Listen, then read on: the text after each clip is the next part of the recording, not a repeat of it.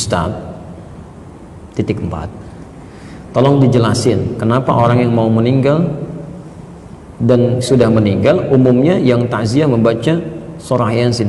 Pertama, apa itu takziah dulu? Apa itu takziah? Apalagi? Baik, ada sebagian mengartikan takziah itu melayat ya. Takziah itu berasal dari kata azza, bukan melayat. Dari kata azza asalnya. Azza ya'izzu, izzatan, ta'ziyatan. Azza itu sesuatu yang tinggi, terangkat, menopang, mendorong. Azza. Kalau ditambah dengan tak depannya, ujungnya ditambah ya menjadi takziah, itu huruf taknya menunjukkan makna usaha yang serius. Jadi usaha yang sungguh-sungguh untuk mengangkat, mendorong, menaikkan lagi sesuatu yang turun. Kenapa takziah dinamakan dengan takziah? Pesan Nabi-nya 2. Dengan takziah itu, 1, kita bisa mengangkat amalan orang-orang meninggal itu supaya bisa terangkat lagi, sehingga disampaikan kepada orang-orang yang belum meninggal dunia untuk diketahui. Makanya Nabi berpesan, uzkuru mahasina mautakum. Kalau ada yang meninggal dunia, ayo angkat kebaikan-kebaikannya. Jadi aibnya tutup, kebaikannya angkat, bukan dibicarakan buruknya. Makanya kita minta kepada Allah untuk berlindung dari keburukan fitnah saat meninggal. Jadi ada orang, maaf ya, hidup dibicarakan, meninggal pun jadi gunjingan juga. Ada yang begitu ya. Coba cek Abu Jahal, Abu Lahab, dan abu-abu yang lainnya itu, sampai sekarang sudah 15 abad yang dibicarakan keburukannya aja. Dan kita diminta oleh Nabi berlindung pada Allah. Ada di hadis Muslim nomor hadis 588. 4 hal kita ucapkan. Allahumma inni a'udzubika min azabi jahannam wa min azabil qabri wa min fitnatil mahya wal mamat, dan fitnah saat hidup atau saat meninggal dunia. Jadi disinilah ketika ada orang meninggal dunia, tolong Bu ya, Pak, jangan diungkap aibnya, jangan disebutkan, ungkap kebaikannya aja, angkat lagi. Sehingga ketika kebaikannya diangkat, kemudian jadi inspirasi bagi orang-orang yang mungkin bertakziah saat itu, dia disampaikan. Dari situ kemudian diamalkan. Ketika orang ini mengamalkan dari inspirasi yang terdengar tadi, maka yang meninggal dapat royalti pahalanya, bagian dari pahala itu. Itu ada di hadis Muslim nomor hadis 1893. Man dalla ala khairin falahu ajruhu mithla ajri fa'ilihi min ghairi an yanqusa min syai'. Siapa yang bisa menunjukkan kebaikan dapat pahala yang sama ya dengan yang mengerjakan tanpa dikurangi sedikit pun. 9 lafaz disebutkan di hadis Muslim. Idza matal insan inqata'a sa'iru amali illa min thalas. Jika manusia meninggal dunia, semua amalnya terputus kecuali 3 yang terus pahalanya mengalir. Terus mengalir. Sedekah jariyah, ya, sedekah yang pahalanya mengalir. Antum simpan mushaf di sini cuma modal 50.000, dibaca oleh orang, antum meninggal mushafnya masih ada, pahala masih mengalir. Ilmin yuntafa'u bihi, ilmu yang dimanfaatkan. Aw waladin sholihin yad'u lahu, atau anak yang soleh yang mendoakan untuk keduanya. Yang kedua, mengangkat orang yang masih hidup dari keluarga yang ditinggalkan oleh orang yang meninggal. Kadang-kadang muncul suasana duka, ada yang sedih, kan? Ada yang kadang-kadang masih sedikit menyesuaikan. Antum datang, memberikan hiburan di situ, nyampaikan kesabaran. Untuk ditinggalkan satu orang, kita datang ribuan orang ke sini, ratusan orang ke sini, kita jadi keluarga baru. Lihat, kata Nabi, perhatikan orang itu, barangkali dapurnya belum ada asapnya, sampaikan, bukan dibebani, tapi bantu dia untuk berkembang supaya dia bisa kuat kembali. Jelas di sini ya? Nah, dari sini untuk mengangkat amalan itu banyak caranya. Pertama dengan doa.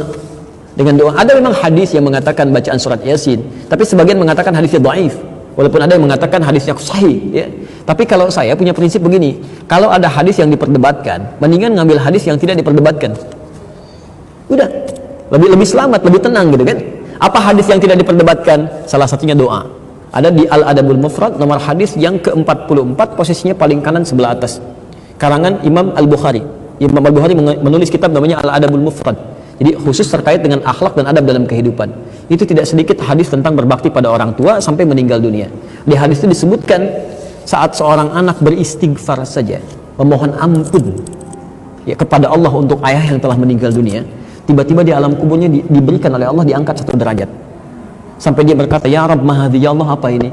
Dijawab kemudian, hadhi istighfarun, ini adalah kalimat istighfar yang dimohonkan oleh anakmu sekarang untukmu. Sekarang. Jadi Anda bisa bayangkan ya, baru istighfar saja, Allahumma rabbighfirli wa liwalidayya warhamhuma kama rabbayani shaghira, diungkapkan kalimat itu. Makanya ketika ada yang meninggal, kalimatnya istighfar pertama kali, Allahumma ighfirlahu warhamhu wa'afihi wa'fu anhu. Itu begitu Anda ucapkan kalimat itu, diangkat 1 derajat di alam kuburnya. Diangkat. Belum doa. Makanya kata Nabi di hadis sahih riwayat Al-Bukhari menyampaikan, ithnani bima ma'na, 2 hal yang diharapkan oleh orang meninggal. Yang pertama, al-istighfaru lahu, permohonan ampunan untuknya. Yang kedua, ad-du'a bil khair. Ya, jadi silahkan selepas sholat berdoa. Apalagi orang tua, nggak ada mantan orang tua. Ya, saya selalu katakan, Quran itu memberikan pesan. Maaf ya, keterlaluan kalau ada anak misalnya, maaf, dalam hidupnya nggak bisa berbuat baik, saat meninggalnya pun nggak bisa mendoakan. Bahkan kata Quran, kalau orang tuanya masih ada, walaupun usia anaknya lebih daripada 40 tahun, misal, anaknya usia 70 tahun, orang tuanya 100 tahun, masih ada orang tuanya, itu minimal tetap harus berbakti dengan mendoakannya. Itu ada di Quran, surah ke-46 ayat 15. Bahkan mendoakannya yang baik-baik. Ya Allah, hamba bersyukur atas nikmat yang diberikan pada hamba saat ini. Di balik segala kenikmatan itu, ya Allah, mohon berikan semua pahalanya untuk orang tua saya juga. Berikan kebaikan untuk orang tua saya juga. Karena barangkali kesuksesan yang Anda raih itu cuma 30% hasil kerja keras Anda. 30%. 70% yang mungkin orang tua yang menangis dulu, ibu yang sambil tahajud nangis, bapak yang sambil mencangkul di sawah dengan peluh keringatnya berdoa, ya Allah, anak saya jangan sampai begini, ya Allah, satu singkong dibagi 16 orang. Mohon jadikan dia lebih baik daripada saya, berikan kenikmatan dalam hidupnya. Itu yang menjadikan Sayyidah Hajar bolak-balik Safa Marwah, yang mendapatkan airnya anaknya, tapi yang kerja keras kan ibunya.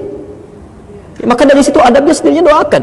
Sudah hidup gak bisa memberikan senyuman, sudah meninggal gak bisa mendoakan juga. Dan Anda mengakui sebagai bagian orang tua gitu ya, itu tidak tepat. Dan doanya yang baik-baik ya, begitu masuk rumah sakit minta kesembuhan, minta kebaikan, bukan dibalik. Orang tua saat anaknya masih kecil, dia sakit sampai mempertaruhkan nyawa kan? Ya Allah, kalau bisa saya saja ya Allah, kalau bisa ya Allah, tolong berikan kesempatan hidup. Ini kenapa jadi terbalik? Orang tua di rumah sakit, ya Allah, lebih cepat juga lebih baik, tidak apa-apa ya Allah, saya ridha. Itu salah. Ya, ambil yang baik. Kita cukupkan dulu ya. Nanti yang lain mungkin sore saya jawab.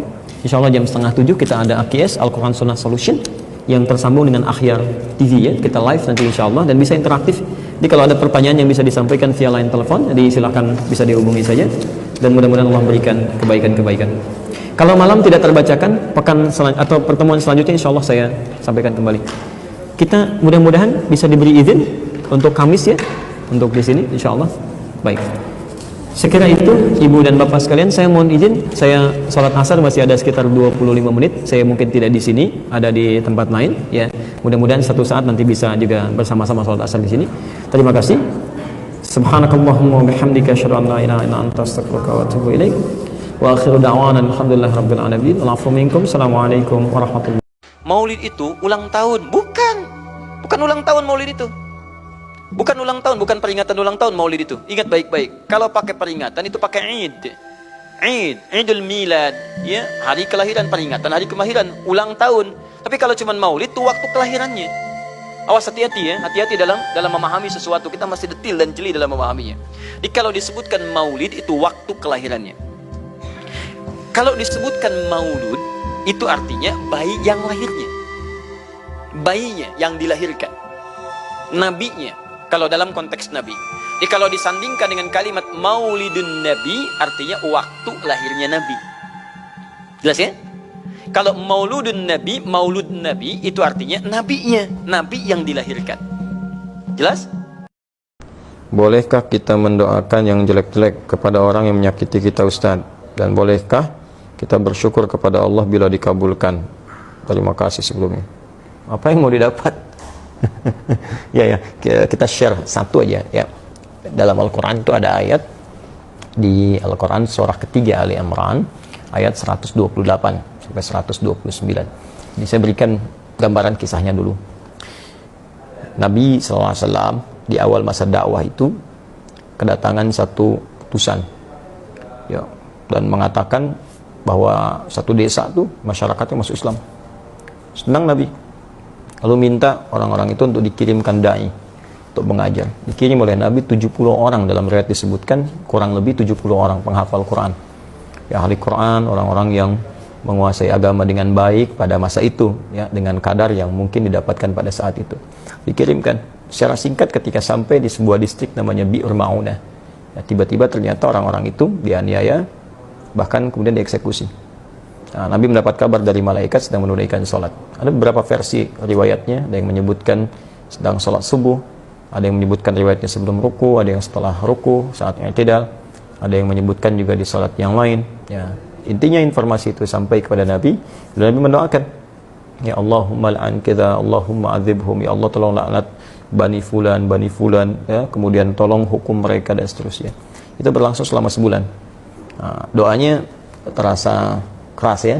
Tolong hukum Bani Fulan, tolong hukum mereka, tolong laknat mereka. Apa yang terjadi? Kemudian Allah turunkan Al-Quran surah ketiga Ali Imran ayat 128. Ya, laisa laka minal amri syai'un aw yatuba alaihim aw yu'adzibahum fa innahum zalimun. Ya Muhammad sallallahu alaihi wasallam, engkau tidak punya hak ya untuk bisa memutuskan suatu perkara terkait dengan hukuman ataupun memberi petunjuk pada seseorang yang dimaksudkan langsung menanamkan hidayah kepadanya, kecuali itu atas izin Allah Subhanahu wa taala. Nah, namun yang paling indah, Allah ingin memberikan sebuah arahan seperti ini. Ya, ini sifat maksum Nabi. Jadi ini bagian dari sifat maksum Nabi yang kalau di situ ada sesuatu yang kurang tepat, Allah luruskan. Berhak Nabi meminta. Ya, berhak Nabi meminta. Ya Allah, hukum si fulan, berikan hukuman si fulan, berhak. Tapi Allah berikan satu arahan yang lain dengan hikmah tertentu. Ya, Allah ingin sampaikan bahwa kalau di awal masa dakwah sedang meminta seperti ini, nanti umat itu tidak akan tersisa. Ya, seperti umat-umat yang sebelumnya. Ya, pernah berbuat zalim, kemudian nabinya meminta kepada Allah dihukum, hukum selesai. Tapi Allah ingin berikan sebuah pelajaran bahwa ke depan akan ada ujian lebih besar daripada ini. Maka diberikan sebuah tahapan bersabar, bersabar, sampai kesabaran itu kemudian memuncak, sampai kemudian pada tingkat maksimal sehingga bisa mengatasi tantangan yang lebih berat lagi. Ya, karena kalau persoalan wafat, ajal juga sudah tiba, ya, sesuai dengan ajal. Hanya nanti tentunya ada balasan-balasan dari Allah. Ada yang karena tidak tahu, mungkin bisa dengan itu kemudian diberikan petunjuk untuk bertobat. Ada yang sengaja melakukan, Allah kirimkan kemudian hukuman, nanti akan turun kemudian hukuman-hukuman berikutnya. Bukan berarti pembuat kesalahan tidak kemudian diproses. Ya, bisa diproses dengan hukum yang berlaku, tapi ada mungkin golongan-golongan tertentu yang tidak tahu dan ikut-ikut di dalamnya. Bagaimana hukum seperti itu? Maka Allah turunkan tadi ayat. Setelah ayat itu turun, maka Nabi merubah doanya. Perhatikan doanya. Allahumma hdini fi man hadait, wa afini fi man afait, wa tawallani fi man tawallait, wa barik li fi ma atait. Ya. Kalau kita jamakkan, Allahumma hdina fi man hadait, wa afina fi man afait, wa tawallana fi man tawallait, wa barik lana fi ma atait, wa qina syarra ma qadait. Allahumma hdina fi man hadait, ya Allah, mohon berikan aku hidayah, berikan kami hidayah, dan tempatkan kami di tempat-tempat yang orang mendapat hidayah. Wa afina fi man afait, sehatkan kami ya Allah, dan tempatkan kami di tempat orang-orang yang sehat. Jadi, kalau Anda kerja di tempat orang sehat, Anda bertetangga dengan orang sehat, orang itu dapat hidayah, di kantor dapat hidayah, jadi baik orangnya. Wa tawallana fi man tawallait, palingkan kami dari apa yang Kau tidak sukai, dan tempatkan kami di tempat-tempat orang-orang yang berpaling dari apa yang tidak Engkau sukai. Barik lana fi ma atait, berikan keberkahan pada kami ya Allah dari setiap pemberian-Mu. Ya, indah. Wa qina syarra ma qadait, dan jauhkan kami dari segala keburukan ya Allah, segala keburukan yang mungkin kami dapatkan dalam kehidupan. Ya, Engkau telah tetapkan ini buruk, berikan kami kemampuan untuk menghindarinya. Jadi berubahlah ke arah doa-doa itu. Jadi baik, jadi baik, jadi baik. Itu yang telah kemudian dikenal dengan doa kunut. Ya, berarti permintaan pada segala hal yang bernilai ketaatan kepada Allah yang sifatnya baik-baik. Jadi, kalau Allah saja mengarahkan Nabi untuk mendoakan perilaku buruk dengan kebaikan, maka kita lebih layak untuk mengikuti tuntunan Nabi SAW. Kita doakan yang baik. Ya, toh mohon maaf dia mencela kita itu, celaan dia, ketika keluar celaannya itu sudah memberikan pahala kepada kita. Kenapa harus dengan mencela kembali sehingga mengembalikan pahala yang telah kita dapatkan? Nah, yang kedua, kalau hati kita sudah lapang dengan memaafkan, bukan berarti persoalan dia selesai. Persoalan kita dengan dia diselesaikan oleh Allah. Allah akan lupakan beban-beban pada diri kita tentang dia, dihapuskan. Jadi kita nggak capek mikirin dia, hilang. Tapi kalau dia belum minta maaf kepada kita, persoalan dia dengan kita belum selesai. Dan dia akan berhadapan dengan Allah di hari kiamat nanti. Jadi nggak ada ruginya, kita dapat pahala. Ya, yang kedua, transferan dari dia tadi, kemudian kita dilupakan oleh Allah tentang perkara dia. Yang ketiga, dia tetap punya urusan dengan Allah sampai dengan hari kiamat. Dan berita baiknya, jika Anda mampu melapangkan hati untuk memaafkan orang lain pada hal yang terkait dengan pribadi Anda dan tidak terkait dengan turunan hukum yang lain. Ya, turunan hukum maksudnya kalau utang, ya, kalau memaafkan itu bukan berarti utangnya lunas. Ya, tetap kita maafkan, misalnya berlaku kelirunya, utangnya tetap kemudian diselesaikan. Kecuali kalau Anda ingin bersedekah. Ya, atau orang misalnya melakukan tindakan kriminal yang dahsyat, kita maafkan. Ya, maaf, tapi kriminal itu tetap diproses untuk memberikan pembelajaran hukum. Kalau secara hukum itu harus diselesaikan. Nah, kalau Anda bisa lapangkan hati seperti ini, maka Allah janjikan di Quran surah ketiga Ali Imran ayat 133 sampai 134. Wasari'u ila magfiratin min rabbikum wa jannatin arduha as-samawati wal ardu uiddat lil muttaqin. Bergegaslah Anda untuk evaluasi diri, minta ampunan sama Allah, dan berharaplah, berusaha untuk mendapatkan satu surga yang luasnya seluas langit dan bumi disediakan bagi orang takwa. Siapa orang takwa di situ? Amalannya 134. Alladzina yunfiquna fis sarai wad dharra, orang gemar berbagi dalam keadaan lapang ataupun sulit. Kalau lapang berbagi biasa, ini sulit berbagi masih mau. Ya. Nah, wal kadhiminal ghaidha, yang sanggup menahan amarah, wal afina 'anil nas, yang mampu memaafkan kesalahan orang lain. Allahu yuhibbul muhsinin, Allah cinta kepada para pelaku-pelaku kebaikan. Barangkali Anda lulus ujian yang lain, ujian sholat bagus, zakat bagus, tapi Allah ingin menguji Anda dengan hadiah terbesar, yaitu surga seluas langit dan bumi. Dapatkan itu, dan disitulah kesempatannya. Kalau hadiahnya kecil, mungkin ujiannya kecil. Hadiahnya power bank, mungkin ujiannya kecil. Tapi hadiahnya surga, setiap yang didambakan masa harus tantangannya ringan. Semoga Allah memuliakan kita. Terima kasih. Assalamualaikum warahmatullahi wabarakatuh. Jadi ternyata kunci kebahagiaan itu di Quran bukan uang. Kunci ketenangan, kesuksesan itu bukan harta benda, bukan jabatan, bukan kedudukan. Bahkan tidak sedikit orang yang telah mendapatkan kedudukan, bahkan tinggi kedudukannya, masih ingin menambah karena belum merasakan ketenangan dan kenyamanan. Bukankah Anda perhatikan orang-orang yang terjebak dalam korupsi itu, perbuatan-perbuatan mungkar itu? Bukankah kalau diperhatikan hartanya sudah melimpah, kedudukannya kadang-kadang sudah tinggi? Apa yang menyebabkan mereka bersikap demikian? Karena ada satu bagian dalam kehidupan yang belum dirasakan kenikmatannya. Kata Allah, kunci untuk meraihnya adalah takwa. Anda yang ingin mendapatkan tambahan pengetahuan yang sekarang tengah belajar, pelajarkah, mahasiswakah? Ternyata kuncinya bukan sekedar bakat kepintaran. Quran surah kedua Al-Baqarah di akhir ayat 282. Wattaqullaha wa yu'allimukumullah. Kamu tingkatkan takwamu kepada Allah, kata Allah, aku tambahkan dan ajarkan kepadamu tambahan pengetahuan. Kunci kebahagiaan ternyata bukan harta, bukan kedudukan. Quran surah kedua Al-Baqarah di akhir ayat 189. Wattaqullaha la'allakum tuflihun. Tingkatkan takwamu kepada Allah, kata Allah, aku tanamkan kebahagiaan di setiap etape kehidupanmu. Rumah tangga bahagia, pekerjaan bahagia, kehidupan sosial bahagia. Hadirin, bukankah yang punya harta adalah Allah? Bukankah yang punya ilmu adalah Allah? Bukankah yang punya kebahagiaan adalah Allah? Tapi menariknya, kita tahu, kita menyadari yang punya ilmu Allah, yang punya harta Allah, yang punya kebahagiaan Allah. Tapi kita yang mengatakan itu semua adalah milik Allah, jauh dari Allah. Bagaimana semua itu bisa diraih? Bukankah hukum mengatakan orang yang dekat dengan seseorang yang punya kapasitas akan punya akses mendapatkan kemudahan dari kapasitas yang dia miliki? Orang yang dekat dengan pejabat dibuka akses dari jabatannya. Orang yang punya kedekatan dengan orang yang punya harta dibuka kelapangan untuk mendapatkan bagian dari hartanya. Hukum itu berlaku seseorang yang dekat dengan Allah, apa yang sulit bagi Allah untuk melimpahkan kepada hambanya. Jadi problemnya, kalau ada orang sukses di pekerjaan, kurang bahagia di rumah tangga, mungkin mohon maaf bukan karena kurang dolarnya, bukan karena kurang hartanya, boleh jadi yang kurang takwanya. Kalau ada orang yang merasakan kurang mendapatkan kedudukan, bukan kurang tingginya, bukan kurang hebatnya, mungkin yang kurang takwanya.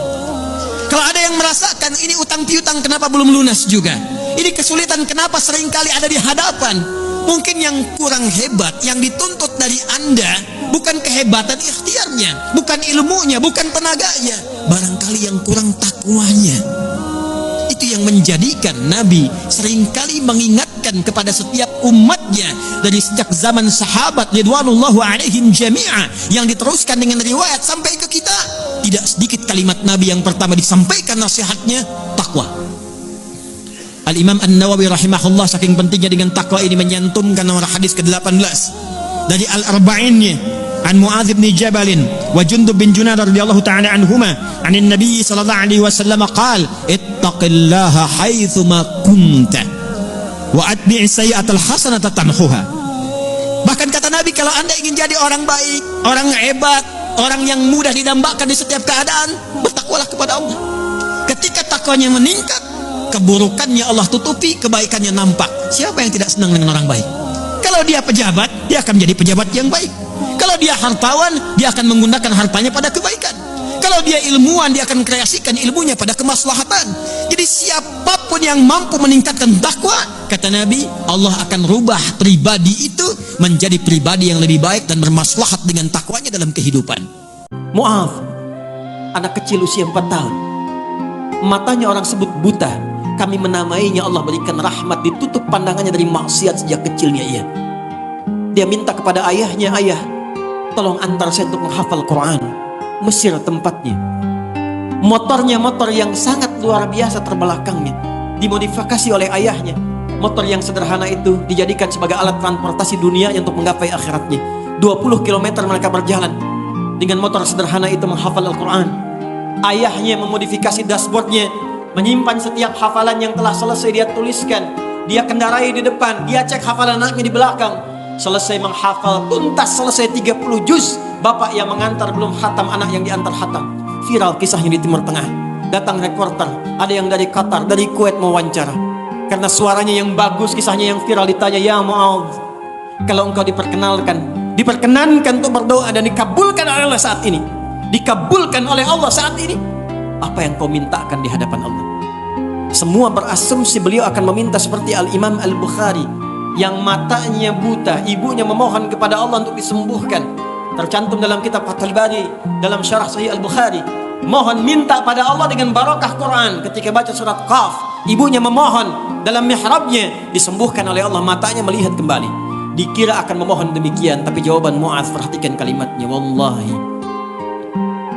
jika aku diperkenankan untuk bermohon dan dikabulkan oleh Allah, aku akan memohon kepada Allah dan merasakan ketika dihisab sendirian. Tak ada lagi ayah yang menemani, tak ada lagi syekh yang membimbing. Aku akan dihisab sendirian bersama Allah, maka aku akan mohon kepada Allah saat ini, ya Allah, jika memang bekal Quran yang telah aku hafalkan belum dianggap cukup untuk mendapatkan rahmat-Mu sampai detik ini, mohon kurangi siksaku di neraka dengan Quran yang telah aku hafalkan itu.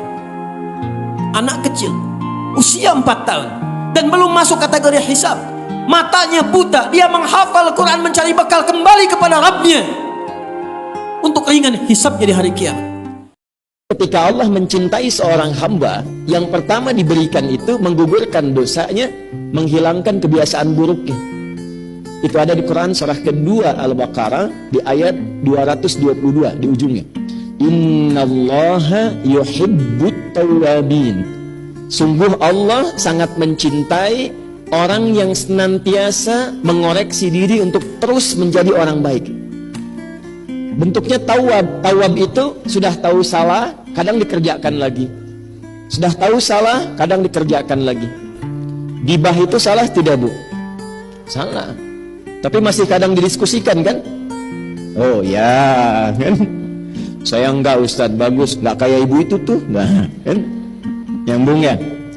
Nah, poinnya adalah kalau seseorang pernah berbuat salah, tapi dia mau terus memperbaiki sehingga menjadi saleh dan saleha, di saat dia menemukan titik perubahan pada dirinya, turunlah cinta Allah kepadanya. Kalau cinta Allah sudah turun, maka terjaga dia dari ujung kepala sampai ujung kakinya untuk selalu bersikap dalam kebaikan. Itulah rahmat Allah yang sempurna yang diberikan pada seorang hamba. Dan itu tiada lain tempatnya kecuali di masjid.